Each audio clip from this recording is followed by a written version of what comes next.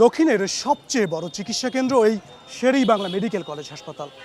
এখানের বহির্বিভাগের 18টি ইউনিট থেকে প্রতিদিন প্রায় 2 থেকে 3 হাজার মানুষ চিকিৎসা নিয়ে থাকেন। তবে সেবা নিতে আসা এই ব্যক্তিদের ভোগান্তির কারণ হচ্ছেন বেসরকারি ঔষধ বিক্রি প্রতিষ্ঠানের প্রতিনিধিরা।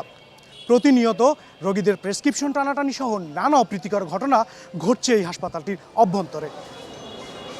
এই ব্যক্তিটি জহিরুল ইসলাম, একটি ঔষধ কোম্পানির মেডিকেল রিপ্রেজেন্টেটিভ।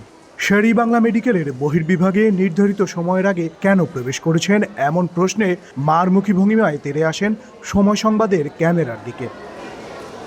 ঘড়ির কাঁটায় তখন সকাল 10:30। হাসপাতালটির মেডিসিন ভবনের বহির্বিভাগের করিডোর থেকে শুরু করে চিকিৎসকের কক্ষের সামনে দেখা মেলে এমনই একদল ঔষধ কোম্পানির প্রতিনিধিদের। সময় সংবাদের মুখোমুখি হওয়ার পর পরিচয় আড়াল করতে নানা কৌশলের আশ্রয় নেন তারা। কেউ আবার দ্রুত সটকে পড়েন ক্যামেরা দেখে। এদিকে আসেন, একটু মেডিসিন স্লিপটা দেখি আপনার।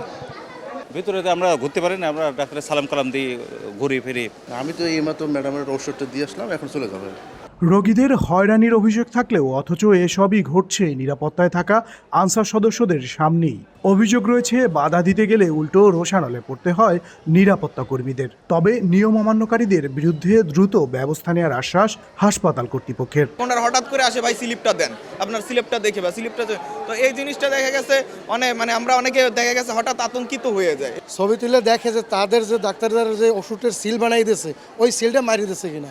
এরা আমরা 1 বার 2 বার 3 বার লড়াইলে তারা বিরক্ত হয়ে আমাদের উপরে খারাপ আচরণ করে। যদি কেউ এরকম করে থাকে তাহলে আমাদের যারা আছে সংশ্লিষ্ট ওখানে যারা দায়িত্বরত আছে আমাদেরকে নোটিশে আনলে আমরা ব্যবস্থা নেব।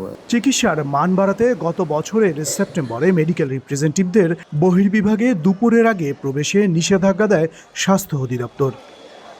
মেহেদী হাসান বাপ্পি, সময় সংবাদ, বরিশাল।